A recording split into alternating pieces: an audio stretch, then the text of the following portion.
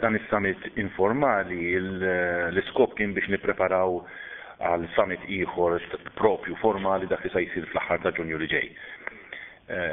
Matul id-diskussjoni li kellna li damet għaddejja sa' sija u nofs ta' filgħodu, din id-darba kkonċentrajna fuq il-bżonn li nsibu il-bilanċ fl-Ewropa bejn il-prinċipju li kull pajjiż irid ikollu l-finanzi tiegħu fis-sod. U allura l-bżonn li jittieħdu l-miżuri kollha li hemm bżonn anki dawk il-miżuri li jistgħu ma jkunux popolari. Però dan irid ikun ukoll bilanċjat ma' miżuri oħrajn li jekk jista' jkun joħolqu xogħol, joħolqu it-tkabbir ekonomiku.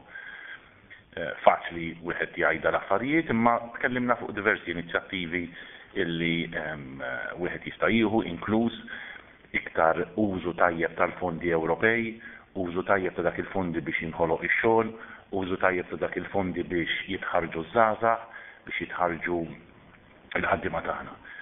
Interessanti u ta' sodisfazzjon kbira għal pajjiżna huwa il-President Barroso iċċirkola rapport dwar il-qagħda tal-impjiegi għaż-żgħażagħ fl-Ewropa kollha u jiena gburi mill-fatt li Malta fl-impjieg taż-żgħażagħ hija r-raba' l-aħjar mill-pajjiżi kollha tal-Unjoni Ewropea, għandha perċentwali tajjeb ħafna ta' żgħażagħ li qegħdin fid-dinja tax-xogħol. Mbagħad tinduna kemm hemm pajjiżi oħrajn li għandhom problemi kbar propju fil-qatt u speċjalment fil-qatt maż-żgħażagħ.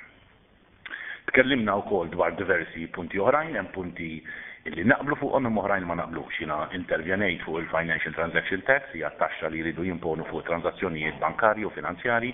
Malta għandha l-pożizzjoni tagħha, qiegħda tispjega l-pożizzjoni tagħha u ma biddilniex l-oġġezzjonijiet li aħna għandna x'aħna nemnu u dan il-punt li għamilt illi kollox jiddependi fuq il-kompetittività. L-Ewropa kollha tkun kompetittiva biex tiġbed l-investiment lejn l-Ewropa u Malta tkun kompetittiva biex tiġbed l-investiment lejn l-Gżejjer tagħna. L-aħħar parti tal-laqgħa ġiet ikkonċentrata fuq il-Greċja, s-sitwazzjoni tal-Greċja, nafu li f'daw il-ġimgħatejn li ġimgħa li ġejjin se jsiru elezzjonijiet importanti ħafna, qegħdin isiru bħalissa elezzjonijiet importanti ħafna.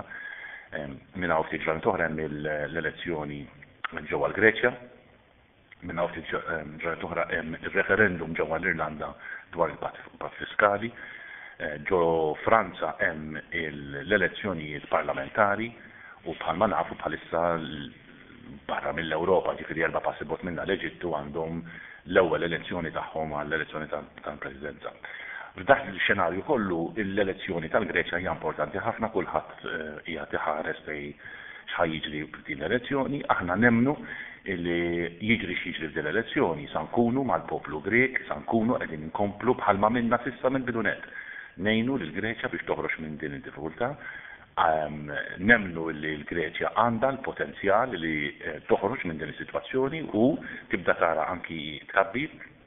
Jidrinna li post il-Greċja huwa fl-Ewropa, huwa fiż-żona tal-Ewro u għandna nieqbgħu solidari l-kol kemm aħna biex ngħinuha toħroġ minn din is-sitwazzjoni.